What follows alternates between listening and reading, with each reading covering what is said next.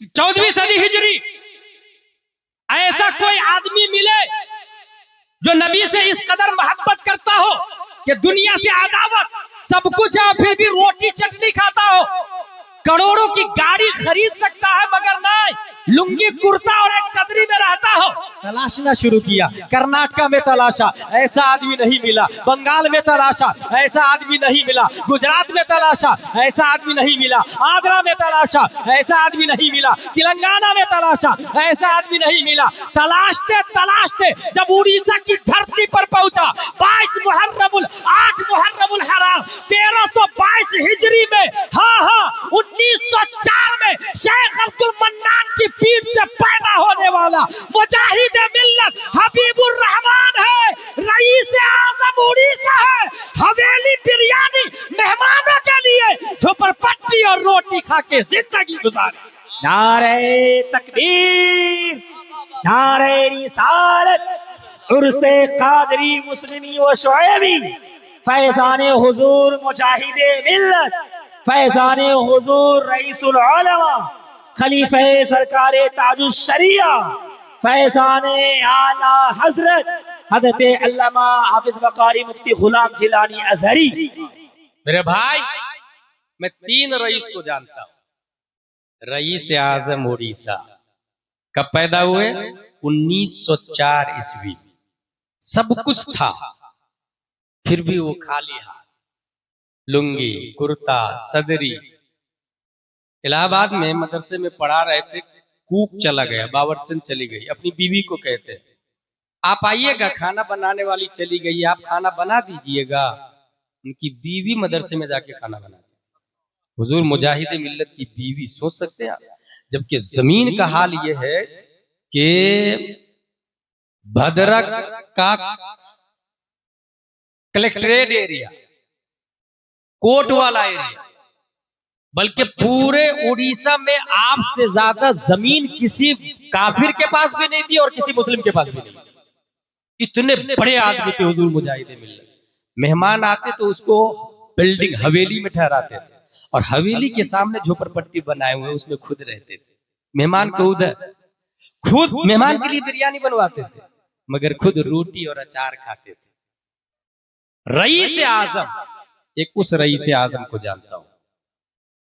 एक दूसरा रईस जिसको रईसुल उलमा कहा जाता, खल्लाके दो आलम ने मुंशी खुर्शीद की पीठ से लालगंज की धरती पर 1916 में पैदा किया। उन्होंने पढ़ा, इल्म हासिल किया। पहले यहां दारुल उलूम उस्मानिया में पढ़ा और दारुल उलूम उस्मानिया से पढ़ने के बाद फिर मंजर इस्लाम बरेली शरीफ जाते और मंजर इस्लाम बरेली शरीफ में पढ़ाने वाले कोई और नहीं, हुजूर हुज्जतुल इस्लाम हामिद रजा अलैहि रहमा। और हामिद रजा ये वो है जिन्होंने डायरेक्ट आला हजरत से पढ़ा है। इसका मतलब ये हुआ कि एक वास्ता को हटा दे तो डायरेक्ट आला हजरत का इल्म अगर पूर्णिया में किसी की छाती में है तो हुजूर मुस्लिम मियां रईसुल उलमा के सीने में मौजूद है। नारे तकबीर, नारे जिंदाबाद जिंदाबाद जिंदाबाद जिंदाबाद, माशाअल्लाह, सुल उलमा जिंदाबाद। इनकी पीठ से अल्लाह, इनकी पीठ से इनकी पीठ से अल्लाह ने 1948 में इसी लालगंज की धरती पर एक दूसरे रईस को पैदा किया। मैं तो कहा ना 3 रईस को जानता हूं, एक तीसरे रईस को पैदा किया जिनको दुनिया रईसुल हुफ़ाज़ हाफिज शुएब अलैहि रहमा के नाम से याद करती है। इन्होंने भी पढ़ाई, सिर्फ ये हाफिज नहीं थे भाई साहब, ये आलिम भी थे। और इनका रूहानी कनेक्शन सीधा मुफ्ती आजम हिंद अलैहि रहमा और रिदवान से था, क्योंकि ये मुरीद किन से थे? हुजूर मुफ्ती आजम हिंद से। रूहानी कनेक्शन आला हजरत के मुफ्ती आजम हिंद वाले बेटे से, आला हजरत के एक बेटे से रूहानी कनेक्शन। इनके वालिद साहब के पास इल्म आया आला हजरत के दूसरे बेटे से। अब अगर मैं यूं कहूं कि जिन लोगों ने इनको देखा है वो इस बात को अच्छे से जहन में बैठा ले कि अल्लाह के मुतलक खलीफा हुजूर सल्लल्लाहु ताला अलैहि वसल्लम है। अल्लाह को नबी ने देखा है और नबी को हम लोगों ने नहीं देखा है। नबी को अबू बकर, उमर, उस्मान और अली ने देखा है। और सबसे ज्यादा नबी को एज़ा नबी हजरत अबू बकर सिद्दीक रज़ी अल्लाह ताला ने देखा। ये मैं इसलिए कह रहा हूं कि कुछ लोगों का कहना नहीं, सबसे बड़े हजरत अली है और यहीं से मौलाई ग्रुप का वजूद हुआ है जो पूरे हिंदुस्तान में तबाही मचा रहा है। याद रखिएगा, हजरत अली रज़ी अल्लाह ताला अन्हु सराकों पर, मगर सबसे बड़े सहाबी 1,25,000 सहाबी में सबसे बड़े कौन है? हजरत अबू बकर सिद्दीक रज़ी अल्लाह ताला, फिर हजरत उमर फारूक आजम, फिर हजरत उस्मान गनी, फिर हजरत अली। मगर एक कमबख्त जाहिल शायर है बगैर दाढ़ी वाला, वो बोलता है कि खिलाफत में चौथे दर्जे पर है हजरत अली। इसका हरगिज मतलब नहीं कि मर्तबा भी चौथा है। अगर ये मतलब लेंगे तो कुरान भी चौथे दर्जे की किताब है, मगर मर्तबा में सबसे अफजल है। ऐसे ही ये भी मर्तबा में सबसे अफजल है। देखिए कैसा गुमराह कर रहा है, कितनी तबाही मचा रहा है। हमारे उलमा समझ गए कौन शायर, मैं नाम नहीं लेता, मगर ये जो मौलाई तबाही मचा रहे हैं, इससे बचने के लिए आपको अपने उलमा से जुड़ना होगा, आपको समझना होगा हजरत अबू बकर सिद्दीक बड़े क्यों हैं। मैं एक लॉजिक बता देता हूँ। अगर मैं ऐलान करूं यहां पर मुझे रईसुल उलमा मस्जिद बनानी है, कौन देगा पैसा? एक आदमी खड़ा हुआ, हजरत मेरी तरफ से 1,000 रुपये। दूसरा आदमी पहले दिन 1,000, दूसरा आदमी दूसरे दिन 2,000, तीसरा आदमी तीसरे दिन 3,000, चौथा आदमी चौथे दिन 4,000। ज्यादा किसका है? कॉमन सेंस यही बोलेगा ना 4,000 रुपया ज्यादा है। इस्लाम बोलता है गलत, 4,000 ज्यादा नहीं, क्योंकि अद्दाल अलल खैर कफाइलिही, रास्ता बताने वाला चलने वाले की तरह है। जब ऐलान हुआ तो सबसे पहले एक आदमी खड़ा हुआ, उसने माहौल को फाड़ा और रास्ता क्लियर किया, रास्ता बनाया। और जो रास्ता बनाता है उसके पीछे अब जो जो चलेंगे उस बनाने वाले को सवाब मिलता रहेगा। जैसे सबसे पहले दुनिया का कत्ल काबिल ने हाबिल को किया है, कयामत तक जितने कत्ल होंगे काबिल को अजाब मिलता रहेगा, जितने कत्ल होंगे काबिल को अजाब मिलेगा। जिसने अच्छी चीज ईजाद की उसको ईजाद करने का सवाब मिलेगा। जब नबी ने ऐलान किया ला इलाहा इल्लल्लाह इन्नी रसूलुल्लाह, अबू जहल कह रहा था तुम झूठे हो, उतबा कह रहा था तुम झूठे हो, शीबा कह रहा था तुम झूठे हो, सब के सब कह रहे थे तुम झूठे हो। कुफ्र और शिर्क, फिस्क और फुजूर, किस्म के माहौल की छाती को फाड़कर सबसे पहले सदाकत का झंडा जिसने उठाया और कहा या रसूल अल्लाह आप सच्चे हैं, मैं आपको मानता हूं, वो कोई और नहीं अबू कहाफा का बेटा अबू बकर सिद्दीक अकबर। जिंदाबाद जिंदाबाद। इसलिए अब जितने लोग नबी को मानेंगे सवाब अबू बकर को मिलता रहा। उमर बाद में ईमान लाए, अबू बकर पहले ईमान लाए। पता है आपको हैरत होगी, एक गुलाम को हजरत उमर बुरी तरह मार रहे थे इस बुनियाद पर कि तू नबी का कलमा पढ़ता। आजाद कराने वाले हजरत अबू बकर की साथ, जिस तरह उमैया को उमैया मार रहा था हजरत बिलाल को, हजरत अबू बकर जाके आजाद करा के लाए। हजरत उमर भी मार रहे थे गुलाम। अब कयामत तक कोई आदमी उहुद पहाड़ के बराबर सोना दे, अबू बकर की गुठली का मुकाबला थोड़ी हो सकता है। इसलिए हजरत अली सर के ताज है तमाम सादाते इज़ाम। सादाते इज़ाम का मर्तबा याद रखिएगा। ये मैं किताब भी लेकर के आया, ये देख रहे हैं, बोस्ताने रईसुल उलमा, ये किताब का नाम है। आज के जमाने में जबकि इंसान को मोबाइल से फुर्सत नहीं, वो किताब का नाम भी नहीं सुनते देखते हैं, जबकि हमारे पास इल्म की दलील मोबाइल नहीं है, यही किताब है। चैट जीपीटी और गूगल और ऐप ये इस्लाम में दलील नहीं है। दलील ये खारजी किताब है, हॉट कॉपी है, याद रखिएगा। उसके अंदर कोई कब एडिट कितना कर देगा आपको पता भी नहीं चलेगा। ये दलील है। ये इसके अंदर देखिए सैयद के बारे में क्या लिखा हुआ। सैयद सुन्नियुल मजहब की ताजीम लाजिम है, अगरचे उसके अमाल कैसे ही हो, उनके अमाल के सबब उनसे तनफ्फुर ना किया जाए, नफ्से अमाल से तनफ्फुर, बल्कि उसके मजहब में भी कलील फर्क हो कि हद्दे कुफ्र तक ना पहुंचे। जैसे तफदील तो इस हालत में भी उसकी ताज़ीम सयादत नहीं जाएगी। हाँ, अगर उसकी बदमज़हबी हद कुफ्र को पहुंच जाए, जैसे राफजी, वहाबी, कादियानी, नेचरी वगैरह हो, तो अब उसकी ताज़ीम हराम कि जो वजह ताज़ीम थी यानी सियादत वही नहीं रही। इसका मतलब क्या होता है? इसका मतलब ये है कि अगर सैयद नमाज भी नहीं पढ़े, रोजा भी नहीं रखे, काबिल ताज़ीम। अगर सैयद की बदमज़हबी हद कुफ्र तक नहीं पहुंची तो भी काबिल ताज़ीम है। लेकिन सैयद अगर काफिर हो जाए तो अब वो काबिल ताज़ीम नहीं है। जैसे ताहिर गयाबी भी बोलता है मैं सैयद। ये शियाओं के जितने लीडर है ना, सब बोलते हैं मैं सैयदुल नबी से हमारा रिश्ता है। काबिल ताज़ीम नहीं है। हाँ, जो सुन्नी सहीउल अकीदा है काबिल ताज़ीम है। लेकिन यहाँ ये याद रखिएगा, कुछ डुप्लीकेट सैयद ये लॉलीपॉप दे रहे हैं कि मैं सैयद हूं। एक तो ये लॉलीपॉप, कुछ ओरिजिनल सैयद ये जहालत फैलाते हैं कि मैं सैयद हूं ना, मेरी बात मानो। गलत बात सैयद की नहीं मानी जाएगी, बात आलिम की मानी जाएगी। ये निजाम याद रखिएगा। सैयद काबिल ताज़ीम है, काबिल इत्तिबा उलमा है। यही वजह है, मुझे बेंगलोर में एक सवाल हुआ था, एक खातून ने ये उड़ाया कर्नाटका में कि पीर वही होगा जो सैयद हो। फिर आला हजरत मुफ्ती आजम ताजुश शरिया वो हजम नहीं हो रहे थे उनको। मैंने कहा सुनो, अगर पीर होने के लिए सैयद होना जरूरी है तो दुनिया के जितने सादात इज़ाम है सर के ताज है, मगर जितने सादात इज़ाम है या तो वो मालिकी है, या तो वो शाफई है, या तो वो हम्बली है, या तो वो हनफी है, और ये चारों सैयद नहीं है। बहुत भारी दलील दे रहा हूं, कौन है? ये चारों सैयद नहीं है। इसका मतलब ये कि इत्तिबा सैयद की नहीं, आलिम की जाएगी, आलिम की।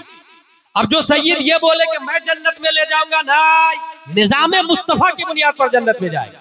और निजामे मुस्तफा में यह है सैयद की ताज़ीम की जाएगी। कितनी ताज़ीम की जाएगी ये भी उलमा तय करेंगे। ये उलमा तय करेंगे कितनी ताज़ीम की जाएगी। और कुरान और हदीस में बेशुमार फज़ाइल आए हैं, और जिन उलमाओं ने सैयद की ताज़ीम की उनमें आला हज़रत का भी नाम है, हुजूर हुज्जतुल इस्लाम का भी नाम है, और हुज्जतुल इस्लाम के शागिर्द है रईसुल उलमा। और रईसुल उलमा ये कहते हैं जिस घर के आंगन में अगर कोई सैयद पुल्ली करके पानी उगाल दे, उस घर से भी मुसीबतें दूर हो जाती है और रब्बे कदीर बरकतों का नुज़ूल फरमाता है। नारे तकबीर, नारे रिसालत, मसलके आला हज़रत, अज़मते सादाते किराम, फैज़ाने सरकार रईसुल हुक्मा। औलिया इज़ाम के आरास होते हैं उलमाए किराम, यही औलियाए किराम होते हैं। उलमाए किराम ही में औलियाए किराम होते हैं, याद रखिएगा। गैरे उलमा में कोई वली नहीं हो सकता। मत्तखज़ल्लाहु वलिय्यन जाहिला, अल्लाह किसी जाहिल को वली नहीं बनाता। अब अगर आपके सामने कोई 10-15 अंगूठी पहन के बड़े बड़े बाल रख के औरतों को तन्हाई में बैठा के घंटों ताबीज देता और नमाज नहीं पढ़ता और कहता मैं वली हूं, मदीने में नमाज पढ़ता हूं, समझ जाइए वो लेग पीस दे रहा है, रोस्टेड दे रहा है, लॉलीपॉप दे रहा है, बेवकूफ बना रहा है आपको। मत्तखज़ल्लाहु वलिय्यन जाहिला, अल्लाह किसी जाहिल को वली नहीं बनाता। वलौ इत्तखज़हु लअल्लमहु, और अगर बनाता है तो पहले जहालत को खत्म करता है, इल्म से पहले इल्म अता फरमाता है। इन तमाम गुफ्तगू के बाद मैसेज ये देना चाहूंगा कि कभी भी शादी करे तो उलमा से करे। अपनी बेटी की शादी किससे करे? हाफिज आलिम से करे। एक चीज की गारंटी लिख के दे सकता हूं मैं, कभी आपका हाफिज आलिम दामाद शराब नहीं पिएगा। जी, देखा किसी आलिम को शराब पीते हुए, किसी हाफिज को शराब पीते हुए? और शराब वो बुराई है जो 1000 बुराई की अकेले माँ है।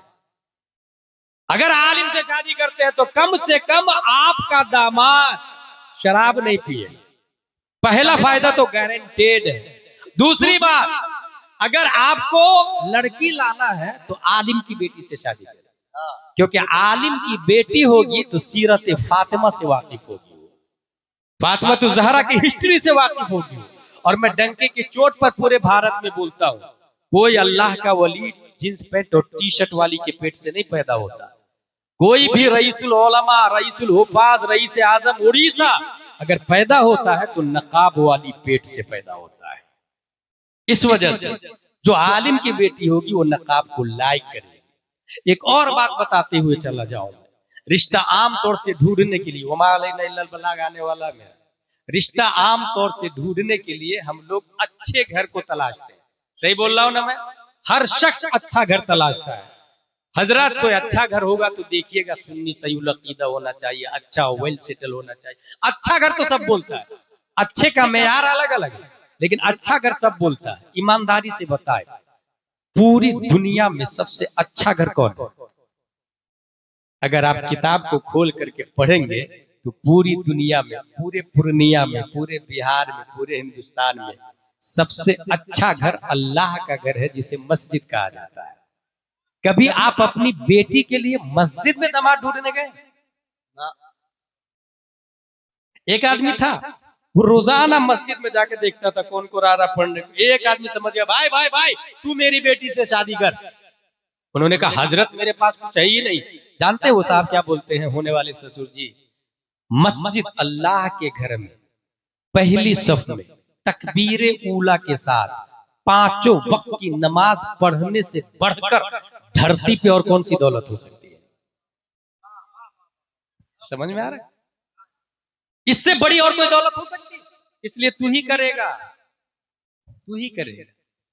रिश्ता कभी भी करे आप अच्छे घर में कर, और अच्छा घर अपने मेयार से तय मत कर। अच्छा घर अल्लाह का घर होता है, उसके बाद अच्छा घर रसूलुल्लाह का घर होता है, जिसको मदरसा कहा जाता है। वो रसूलुल्लाह का घर होता है। बुखारी शरीफ में आया, रसूलुल्लाह के मेहमान को सहाबी लोग खुद भूखा रह के उनको खिलाते थे। क्या आपके दारुल उलूम उस्मानिया में कभी ऐसा हुआ कि आप बिरयानी खा रहे हैं और बच्चों के बारे में पता लिया कि उनके यहाँ रोटी भी है कि नहीं, सालन भी है कि नहीं, सब्जी भी है कि नहीं? आपने अपने मकान के मार्बल को हर 5 साल में बदल लिया या टाइल्स को बदला। कभी उस्मानिया के टॉयलेट बाथरूम को जाके चेक किया कि रसूलुल्लाह के मेहमान किस पोजीशन में, वुजू खाने का क्या हाल है, नमाज गाह का क्या हाल है? अच्छा, कुछ लोग कोई जुनून सवार होता है, मुफ्ती साहब मेरी वालदा का इंतकाल हो गया तो दारुल उलूम उस्मानिया में कुरान शरीफ रखवा देता हूँ 10 पीस वालिदा के इसाले सवाब के लिए। किसने कहा भाई कुरान शरीफ देना सवाब का काम? काली किसने बोले? भाई पहले पूछे उनसे जरूरत किस चीज की है। इंसान का पेट भरा है मगर कपड़ा नहीं पहना है तो कपड़ा देना फर्ज है, खाना खिलाना फर्ज नहीं है। कुरान शरीफ है, अनवारे शरीयत नहीं है तो अनवारे शरीयत दे, बहारे शरीयत नहीं तो बहारे शरीयत दे। तमाम किताबें हैं, सब कुछ है, मगर गेहूं नहीं है कल के लिए तो गेहूं दे, चावल नहीं है तो चावल दे। देने से पहले पूछ ले। इसलिए कुछ तरीकों पर नजर सानी करे, यही है जलसे का मकसद, तकरीर का मकसद यही होता है। अपनी लाइफ स्टाइल को बदले। हजरत दारुल उलूम उस्मानिया से 10 बच्चे को भेज दीजिए ना, मेरे वालिद साहब के इसाले सवाब के लिए। 10 बच्चे आए, कुरान शरीफ पढ़े, एक बच्चे ने 3 पारे पढ़े। कितना कुरान हुआ? एक कुरान हो गया। ए अल्लाह, एक कुरान का सवाब मेरे वालिद की रूह को पेश करता हूँ, कबूल फरमा बहक़ ला इलाहा इल्लल्लाह मुहम्मदुर रसूलुल्लाह सल्लल्लाहु अलैहि वसल्लम। ईमानदारी से बताए वो सवाब आपका था? भाई साहब, वो भीख में और चंदे में सवाब लिया आपने थोड़ी पढ़ा। जिसने पढ़ा सवाब उसको मिला, उसने डोनेशन दिया, उसने चंदा दिया। भीख में मांगा हुआ सवाब आप अपनी माँ को दे रहे हो और बाप को दे रहे हो। इससे अच्छा तरीका मैं बता के जा रहा हूं, उसको आप अमल में लाएं कल ही से। ऐसा नहीं कि दूसरा आदमी क्या बोलेगा, तीसरा क्या बोलेगा। ला युमकिनु युरदाउ कुल्ले इंसान, हर इंसान को खुश थोड़ी किया जाएगा, अल्लाह को हमें राजी करना है। कल ही से वो करे जो मैं बता के जा रहा हूं। आपको 10 बच्चे को नहीं बुलाना है, मदरसे से उस्मानिया से एक मुदर्रिस को बुलाना है। हजरत आप आइए, अपनी माँ, अपनी बहन, अपनी बीवी, अपनी बेटी को पर्दे में बैठा, और बेटा बाप मर्द पर्दे के सामने, आलिम साहब के सामने। पर्दे के पीछे कौन है? घर की खवातीन। और उनसे कहे पूरी सूरह फातिहा नहीं, सिर्फ अल्हम्दुलिल्लाहि रब्बिल आलमीन एक आयत की तफसीर करके बताए। एक आयत की तफसीर, आधा से 1 घंटा में वो एक आयत की आलिम साहब तफसीर करके बताएगा। कौन कौन सुना? बीवी बच्चे भी सुन रहे, बेटियां भी सुन रही, आप भी सुन रहे। अब सुने, एक आयत की तफसीर समझ ली तो किताब में ये लिखा हुआ है, जिसने एक आयत की तफसीर समझ ली अल्लाह ताला 10 कुरान का सवाब अता फरमाता है। अब हाथ उठाए, हे अल्लाह ये जो 10 कुरान का सवाब तूने दिया है मेरे बाप की रूह को पेश करता हूँ, कबूल फरमाए। ये मेहनत की कमाई है, चंदे का सवाब नहीं है, ये खुद की कमाई होगी आपकी। और यहाँ एक तरफ जब ये सिस्टम आप अपने यहाँ राइज कर लिए तो जानते फायदा क्या होगा? जहां कब्रिस्तान से अजाब का खात्मा होगा, वहीं आबादी से जहालत का खात्मा होना शुरू हो जाएगा।